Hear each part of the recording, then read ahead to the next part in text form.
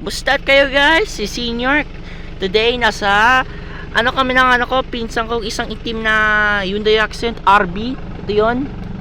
So ito yung namomoded na sasakyan na kinausap ko kanina kasi di ako nakakasakay nun, at least lang isa lang kasi yun noon 2021, 5 taon na yun.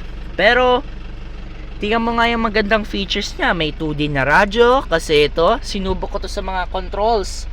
Kaya pala kasi nalaman ko to sa YouTube paano pala tong gamitin. Gusto naman yung map light.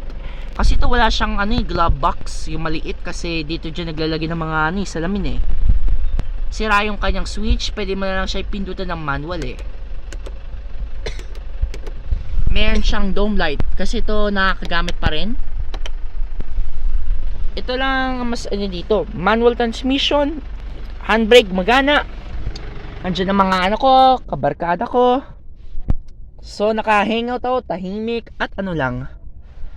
Sira yung aircon, pero sa totoo ko lang, assume ko gusto ko maglagay diyan ng Android para makontrol na nilang ito, para manood ako ng YouTube diyan, para mas tawa-tawa at iba pa. So ito lang po.